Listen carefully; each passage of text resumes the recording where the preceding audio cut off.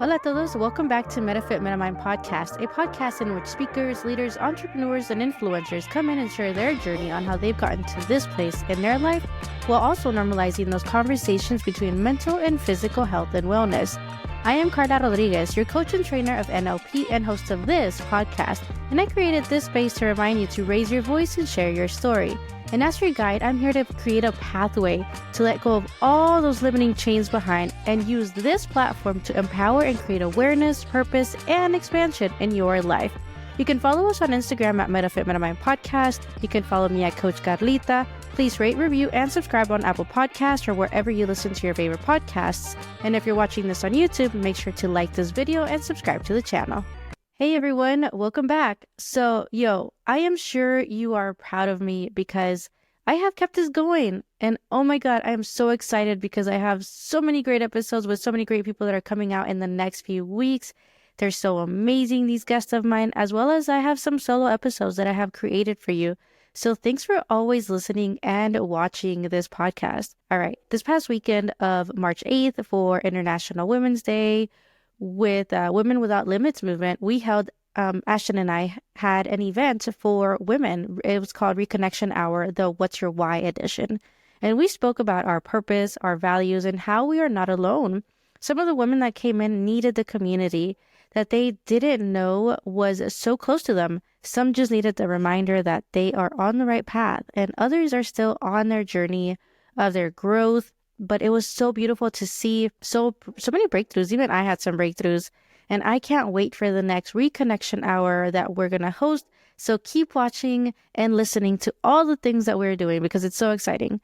The last update that I have is that I finally decided on the dates for the next NLP certification training and hypnosis certification training.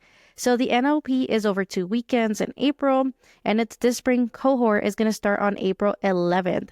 So that's all I'm going to say about that. And as we get closer, I'm going to give you the updates on the hypnosis certification weekend and everything about that. Now, for a quick personal update, mommy life has been a little bit challenging and fun, right? At the same time, we have entered potty training season and bottle weaning season. So 2 things almost at the same time. So I'll let you know how that is going in a couple of wins, the not yet wins, the challenges. By the way, his little finger is healing. He's got a little nail that's come in already. I don't know if I said that we took him to the ER in January. So he is a lot better. He's still wild, So remember to share the podcast with people you think would like it, rate it, and subscribe to it so you don't miss any of the updated episodes. Again, remember that I'm on Apple Podcasts, Google, Spotify, Castbox, or any other platforms that you listen on. And so in this episode, I got to speak with Mike Oppenheim. And let me tell you, this conversation was such a good one. Mike is one of those people who has done a little bit of everything, kind of like I do a little bit of everything. And I think that's so cool about him. He's a novelist, a filmmaker, musician, podcaster, and his work spans so many creative spaces. His Substack, where he shares fiction, nonfiction, and podcast, Coffin Talk, has been recognized in the top 25 under philosophy and humor, which is pretty amazing, Now, Coffin Talk is a podcast about the meaning of death, and it's in the top 3% on Apple Podcasts, which is amazing. And listen, I know that might sound like a heavy topic, but Mike approaches it with a lot of curiosity and honest, and he even has humor in it. He has a big way of diving into big conversations in a way that makes you feel like you're just sitting down with a friend, talking about life, talking about something that is going to happen and it's normal. So other than podcasting, he's lived a full adventurous life. He's played in rock bands, worked in hospice, worked in restaurants, and traveled to, I think he's at all 50 states and over 30 countries. So that's really cool. He's got 2 master's degrees and all the things, right? He lived in Thailand. And honestly, his experiences give him such a unique perspective on life and storytelling, and honestly, the human experience. What I really appreciate about him is that he's not here to sell anything. He's just someone who genuinely loves connecting, sharing, and exploring the deeper questions of life. And so we definitely go into this in this episode. So before even giving you too much, I want you to just enjoy this conversation and enjoy the episode. Thank you so much for being here today on MetaFit MetaMind podcast. I'm excited for today because I have another amazing, amazing guest, Mike. Let me see if I say your last name right. Oppenheim. Oppenheim, close enough though. Oppenheim. Hey. So thank you so much for being here, Mike. I'm excited for people to share your story and everything that you've got to like give us. I'm so excited to be here and I'm thankful to be on the show. And I say this a lot, but podcasting has become like a very enriching part of my life. And I didn't Yeah. see it coming, but Mm-hmm. it's awesome to connect with people and especially to see how many people are honestly investigating life and just want to help other people. So thank I you. know, right? I feel like I've met so many cool people from all over the world, really. If you remember Clubhouse, that's where it really took off for me because I got to Mhm. meet people from New Zealand and like other Hispanic girls in Germany and Norway, and I'm like, wow, that's crazy. So, yeah, so I'm excited. So let me ask you first, who is Mike Oppenheim? Yes? Yeah, Mike. No, that's good. What's funny is usually people just say Oppenheimer because of the movie that came out. So, which I'm Oh, not that's related to right. them. Yeah, but that's So I'm okay with anything. I usually don't even notice, and actually, I don't even really strongly identify even with my name, Mike. Like if someone calls me Mitchell or Matt, I just respond. And so, with all that said, I am sort of answering your question, which Yeah. is, I guess on paper, I'm a 43-year-old resident of Phoenix, Arizona. Uh-huh. I grew up in the Bay Area of California. So, and my parents are, they're still alive and they're still with me, but they raised me as transcendental meditators. So I wasn't raised religiously or with like a real strong like American identity. And it wasn't anti-American at all, but it was very weird in the 1980s to be like a child of meditating parents and to have like meditation be a strong theme of my life. But with that said, that also helped me develop into the person I am today, which is someone who's like just really centered in panic stricken situations and like I have a good sense of calm. This isn't to say that I don't have a million and one problems and mental thoughts and things that get in the way, Yeah. but I'm very thankful to my parents for introducing the concept of like mindfulness and meditation at a young age. Yeah, and that's so cool. I think I've only met one other person who said, yeah, in the 80s, this is how we were doing things. And, it's not the way society really like was bringing kids up. So, with that being said, and how we're here today, what has been either that chapter turn for you or that journey that's brought you to where you are at today? Yeah, it's been a long journey. I guess for lack of a better descriptor, a creative type. So at a very early age, I got into music and I played in bands and wrote original music in my 20s. I released an album and then I released several albums, but yeah, I mean it was fun. I strongly suggest to young people like yourself to do everything. Just Mm-hmm. go and try everything. I can't promise success by the metrics that like maybe the industry would. I can tell you that you feel successful when you take risks and when you experiment. So I was playing in bands, and then I hate staying up late, and I hate stage performance. I'm not afraid of it. I just don't really like it. I don't Uh-huh. get a lot from it. So I transitioned in my mid 20s into writing, which is what I'm still doing. And I started. I went to an MFA program, and I became a college level writing teacher as well as an author. So I write novels, I write nonfiction essays, and I also work in the publishing industry. So I'm still a creative type, but I prefer going solo, and Mm-hmm. then I like podcasting and things like that. But Yeah.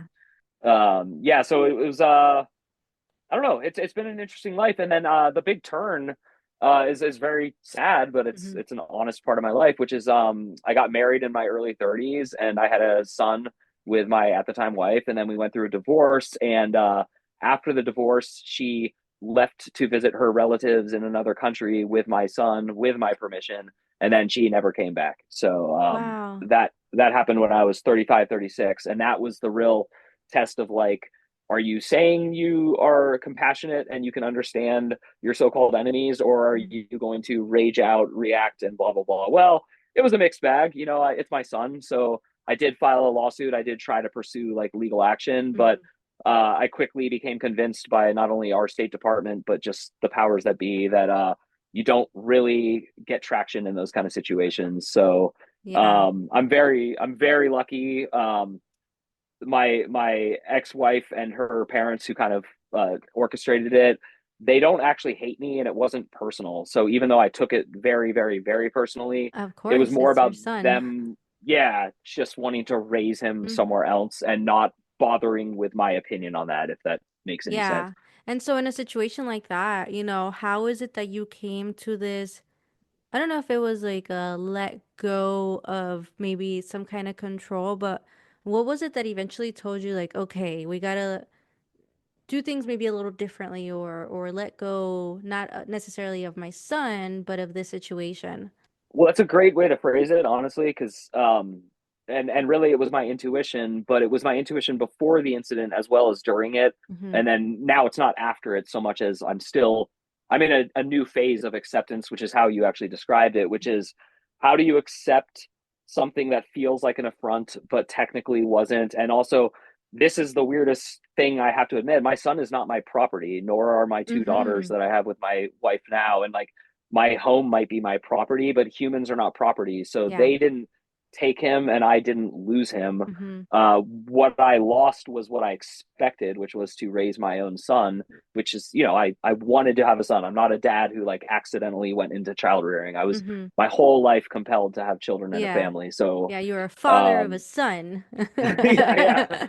Um, and so, I mean, your question was really good because it was like, the anger and the fury was keeping me awake. It was ruining my life. My hair Mm-hmm. was like starting to go gray, like in spots that it wasn't like yet gonna go gray. And Mm-hmm. Mm-hmm. I'm 43 now. This was like 35 when it happened, so it's kind of like I'm Like telling it 6-ish years 7 or years, so. Yeah. yeah, 6 7 years in. And I'm very lucky. I was gonna mention this. Even though they took him because of the lawsuit and because of the way things played out, I was able to Skype and still talk to him a lot. So he at this point I don't have great contact with him, but Mm-hmm. he certainly remembers me, knows me. Up until at least 2 years ago, he was smiling and regularly like Yeah. treating me like a dad. Yeah. But I don't know what's happened in like the 2 years since, but something's happened, and it's either Yeah. on him or on something else. And I actually, this to go further into how I prevent myself from getting too angry, Mm-hmm. I kind of try not to like make up narratives or imagine what's going on, Yeah. because that kind of BS is getting us nowhere in America. It's not getting us anywhere. Like Yeah, right. imagining your enemies and then turning them into enemies is a big problem. And And right now, yeah, and I think as humans, we're so good at worst case scenarios, or what have people said, catastrophizing. yeah, yeah, totally. Yeah. And I think it's so important that you're aware of that, of being aware that to not go too deep into that worst case scenario. One of my mentors a long time ago recommended a book, oh my God, what is the name of the book? I will look it up again because That's okay. it's a book of catastrophizing, but how to try really hard to do it where eventually we don't do it, right? That's actually cool. I have, yeah, I don't know the book you're Yeah. referencing, but I have, there's this woman, Byron Katie, that people told me about when it happened, and it's called The Work.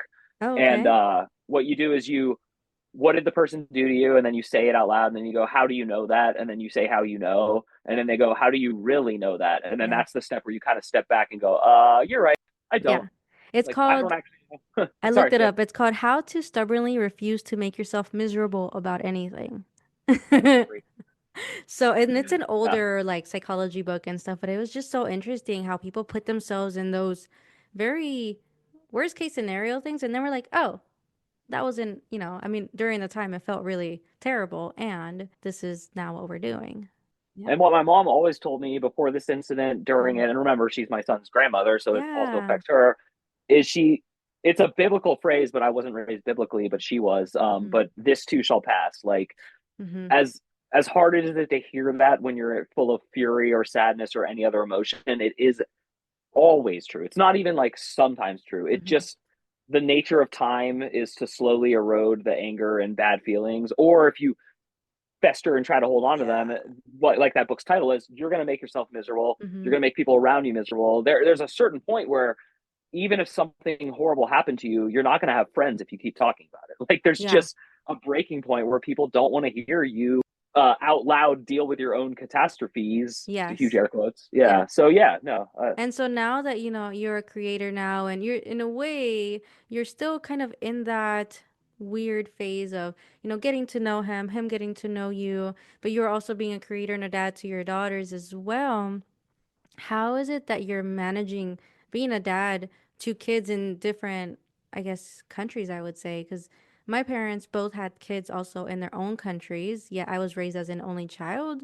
So I saw it from the outsider perspective. But for you, how is it that you're, being the father that you are, which I'm sure is great, a great father? Yeah, it's a great question, and thank you. I appreciate the compliment.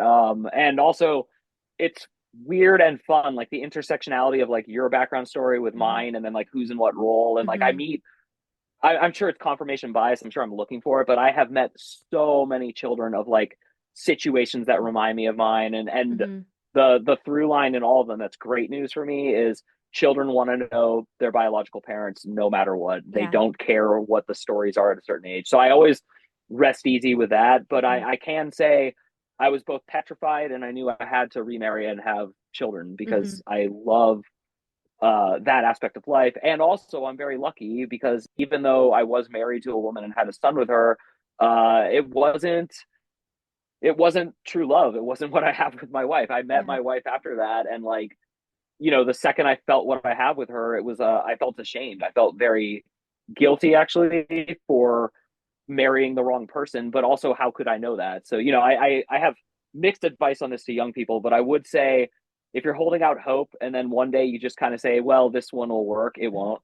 Like if Yeah. you have that strong sense of romantic hope, you're right, you're not wrong. Other people don't have that, so it's not the same conversation. But my two daughters are like the best. And it's weird because I love them and I love my son and I Yeah. never compare them, but I do think of them all the time as a unit. So I don't think of like my son, my two daughters, and like where he is and where I am and where Yeah. they are. Instead, I just feel this overwhelming joy and love. And I tell my daughters, one's too young, she's only one, but the 3.5 year Aw. old, Yeah. she says, I have a brother. I can't wait to meet him. Yeah. She doesn't understand why she's not like meeting him tomorrow. Mm-hmm. But like as those questions come, I intend to just answer them as honestly and directly as I can Yeah. without compromising his situation. So like Mm. like I just I have to be careful. Like teaching a kid about marriage is hard enough. Teaching them what a divorce is could be very scary because then they're going to start asking about me and their mom. Yeah. So Yeah. yeah, Eventually they'll learn one day if you choose to share that's that what I with them. figured. But they don't need that. They don't need that right No. now. Yeah. And so now as a creator, how does all of this also help you as a creator, as a writer that you are, to put out the work that you are putting out? Yeah, I've always been a little sardonic and a little sarcastic and also very vulnerable. So that just got amped up. Yeah. I kind of decided one day enough is enough. I want to cut through the BS. I I am very tolerant, open minded, and compassionate, but I'm also very stoically convinced that we all need to do a better job of admitting when we screw up and just being okay with other people screwing up. So Yeah. I've kind of tried to like write a lot about like owning your part of something, but Mhm. also laughing about it and not treating yourself too harshly or too Or nobly because not. both are yeah. Um and as far as like it does permutate like all my work, like from cartoons, art, music that I write, like everything Yeah. I do, I just really see a point in beating the tone of beating the drum of telling people like it's all going to be okay, like just Mm-hmm. relax. So I have an element of humor in all of my work no matter what, because I Yeah. just think if you take life too seriously, I don't know, I don't want to live a serious life. I don't like Right? I mean, I that's not feel what I like that's want. how you get the gray hairs. Yeah, totally. I completely agree. You discovered Definitely. it firsthand. Totally, absolutely. So let me ask you this, right? Because we've been touching on this already in that journey. You grew up with meditation and probably mindfulness and all of that, but along this journey, that correlation between mental and physical health and even emotional or spiritual, how does that play into your life, and how do you use that as either empowerment for you or as like, okay, this, like you said, this too shall pass. Like, how do you use all that? Yeah, I think the most direct and yet indirect way to answer that is I'm obsessed with why I'm here. Mm-hmm. So the name of the Ooh, tell podcast I me. do is called the podcast I do is called Coffin Talk, and it's because I used to work in hospice and I would help people at the end of life, Mm-hmm. and I became aware very quickly that in America in particular we just have no death culture. Whether like we just it's taboo, we don't talk Yeah. about it, and then people are just devastated. But in Mm-hmm. other countries, it's not like that. There's Like like a much normal. more yeah, it's because it should be normal because Yeah. children are born and Mm-hmm. people die of all Mm. ages and of all reasons. And so, This is so um, true. Oh my yeah. gosh. So I really like work hard on looking and seeking for the answer of what am I, who am Hmm. I, and what is going to happen to me, and where did I come from? And Yeah. and I'm convinced that I am not consciousness anymore. So I used to think I was consciousness, but now I think consciousness has to be the thing that the real me is observing, and I just feel Mm. like I'm timeless, and I don't feel like time is real, and yet I feel very real as this guy Mike Oppenheim who's talking to you. Yeah. And as much as it might sound insane, this is what mindfulness has done for me. It's Yeah. helped me not be me and yet also own me. So like I don't even know if I'm controlling me, but I know that the less I try to dominate and control reality, the Hmm. much more pleasant reality becomes. And I'm noticing coincidences like when I'm obnoxiously generous, I get like more in return. So there's even like a selfish way to be selfless. And I don't care why people are doing it, but like all of us, and this is again what mindfulness and what meditation has really taught me, we need to be less like ourselves. Like, Hmm. don't be so important to yourself. Of course, your dignity and your Yeah. life matters. I'm not talking about that, but I am saying like, if someone's having a bad day, like I used to work in food service, and they treat you like crap and they don't tip you, don't MF them and don't Hmm. like go through the rest of the day like hating them. Just try to have like some compassion for what happened to them, as weird as that sounds. I feel like Yeah. we're so close to talking, going into the 5D conversations of being here but not being here, being so timeless. Because I can so easily go into this conversation of there is that timeline that most people see on paper from point A to point B, but I think what I'm hearing from you is that you are a timeless being, meaning you've probably had a past life, and those of you listening may be like, "What is she talking about?"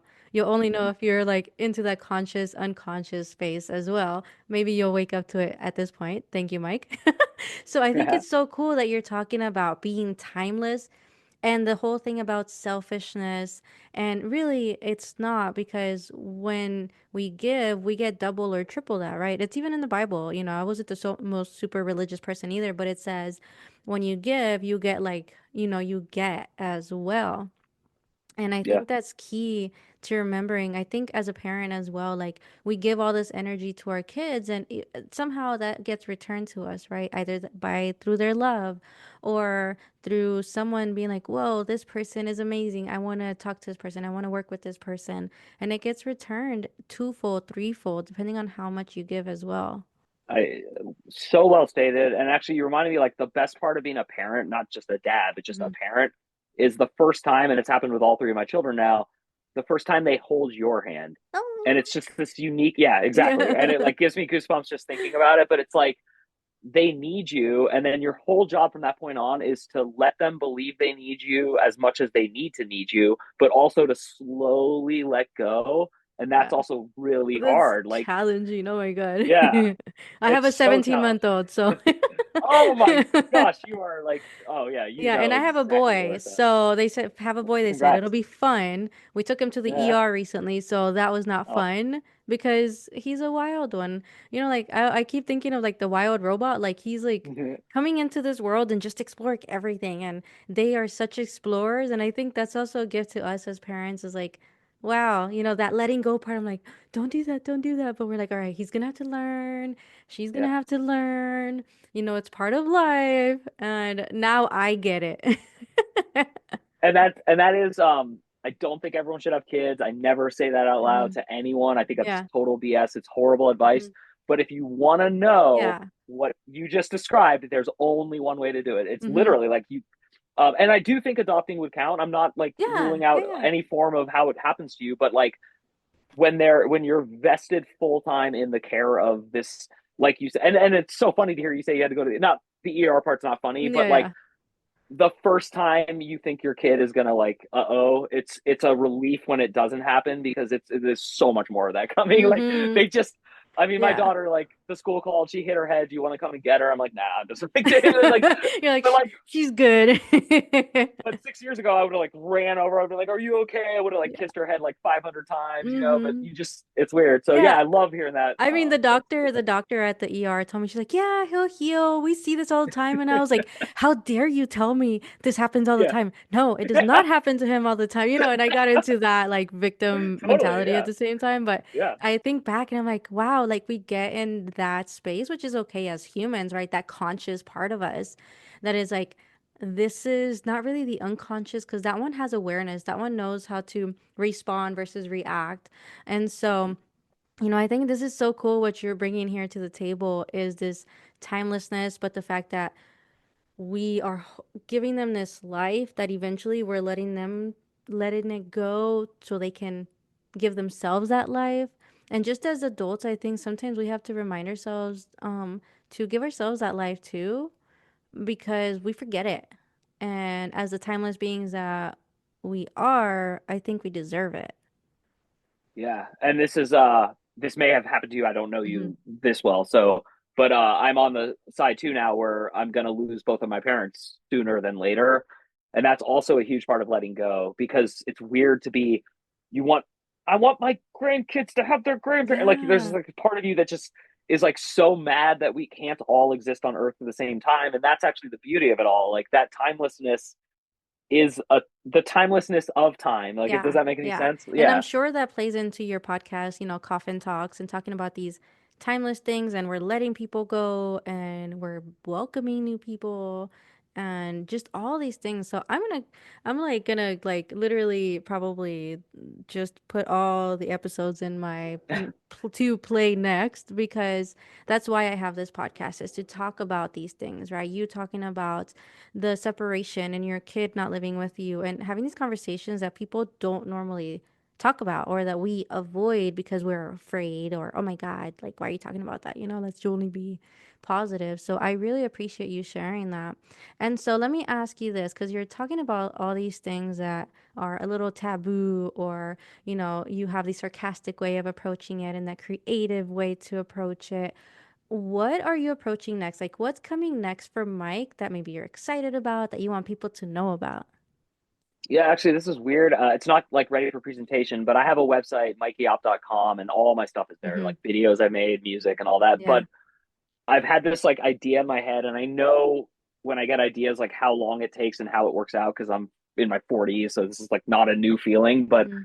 I want to make a video cartoon and book that's like a bedtime story for adults, but that you can read in front of kids. So Okay. it's I know the theme, I know the characters, I've already written some of the chapters. I brought it to a writing workshop I run.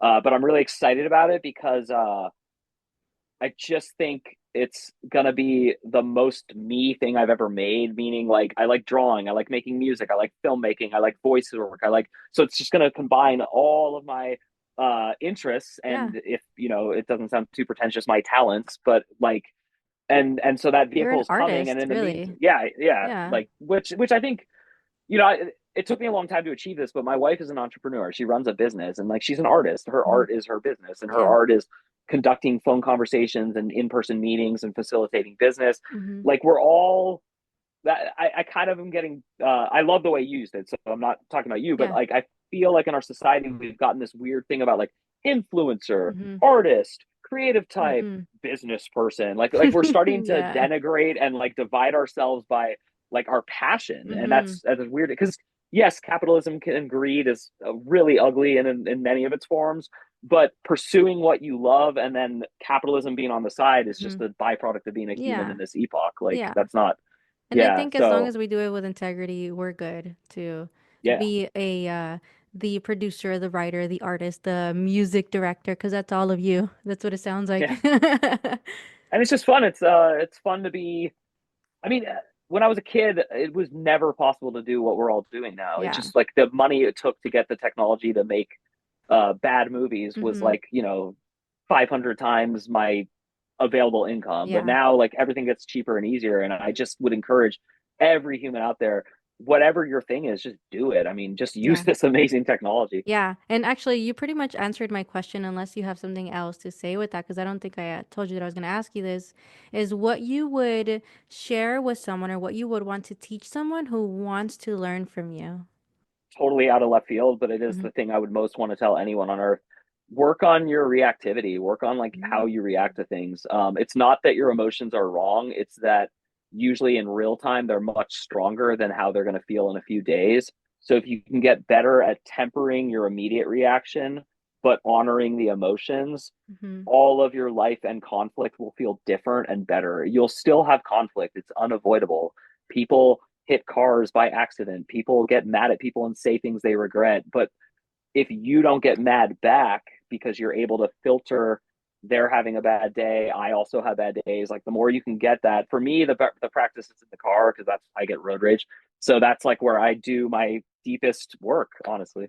Like just that Yeah. deep breath in, and Yeah. I can't And believe when that you, person drove like that. yeah, well, and when you have a kid in the car, you're even more angry because you're like, you can't, I you know. have my But kid in the meanwhile, car. Like, yeah, stop it. but Yeah. I was a 20 something who used to pass cars with kids. Like, I Mhm. know, like, the weirdest part of being in your 40s for me is owning what a piece of S I could have been and was at times in my youth, and then not getting mad at like similar young people, like even just drunk. I used to bartend, and like that made me not drink as much in my 30s because like I watched as a sober person people my age being drunk all the time, and it kind of ruined it. So, Oh, yeah. interesting. So is that what led to you being sober, or you were just sober Oh before no, I'm and not sober. Oh, okay, I okay. don't like love drinking. Yeah. No, I just Not to like that don't. point. Yeah, I would have kept partying longer in life had I not had those experiences. That's what I'm more relating. It's just like all of us get not old in a bad way, but older and more tired. We just want We sleep, and get so you make. wise. What are you talking about? Yeah, yeah. We are working on our young hearts and our wisdom at the same time. By the way, can I ask you a quick Sure, question? go I ahead. like to put people on the spot. You're awesome. Would you come on Coffin Talk? I'd love to ask you Sure. questions. I Oh, would all right, love cool. to go on. I'm very All right, open book. Thank you. So, yeah. yo, be ready for Carla being on Mike's podcast, Coffin Talks. So go listen to his podcast before. And yeah, I'm very like open to talking about anything and yeah, just having fun. Cool. Awesome. Yeah, you're an ideal Yay. guest. So Thank I you don't so much. normally like vet people this way, but halfway through the Perfect. conversation, I was like, This will oh, be you're on the perfect. podcast. I'm not editing this out. Cool. It's fine with me. And so if you people wanted to listen to your work or somehow work with you, where can people find you? Yeah, I'm the most approachable person I know, and it's by choice. I'm a teacher, and I just love to give. So if you go to mikeyop.com, that's MikeYopp.com. You'll just see links to everything I do, books, movies, stuff like that. But the best way to support me that's free is just to subscribe for the weekly emails that I send. They're usually thoughtful essays. This one, which I'm working on, is extremely thoughtful, and I'm very scared to release it. So just to give you an idea of like how I work, I try to write each week, so it's like Yeah. really fresh. But sometimes it's fiction. Yeah. They're not all funny, but I try to lean a Hmm. little funny and stuff. So that's the best way to support me if you're Cool. So keep interested them and you're accountable. watching this. Yeah, yeah. Awesome. Well, thank you so much, Mike, for being on the podcast. All the links, the one link will be on the show notes. But thank you so much for being on the podcast. This was fun. I'm excited to be on your podcast. And Yeah. yeah, so thank you so much. Here are a couple things I learned in this conversation with Mike. First, the way that we react to situations, especially those tough ones, really shapes our experience. Mike shares how he had to learn to let go of control and shift perspectives when life threw something at him that he had never expected. And that hit me because it's something we all go through, right? Those moments where we just want to hold on to just so tightly. We want to have that grip on something. But sometimes the real strength is in loosening that grip and choosing how we respond, because our emotions are real, yo. But if we can take a step back before reacting, we can give ourselves the space to handle things in a way that actually will serve us. The second thing is this idea of timelessness, which I love. That we're not just these versions of ourselves moving through time, but that there's something bigger happening. And honestly, I love conversations like this because honestly, they remind me that we're more than just what we see, on paper. Life isn't always like a linear thing, and sometimes stepping back and seeing that bigger picture can help us understand ourselves, our experiences, and even the people around us in a whole different way. So there's so much more in this episode that we definitely touched on, the parenting, creativity, navigating emotions, humor, and all those things, right? But these were two that really stood out to me. So what did you think? What stood out? Just let me know. And last thing, again, this spring cohort of the Next NLP certification coaches and practitioners starts in April. So send me a message to have a conversation on how you can improve your conversations, your confidence, and all those things. So if you have not done so, please rate, share, and subscribe to the podcast. It's going to help me so much to continue to pop up on these platforms.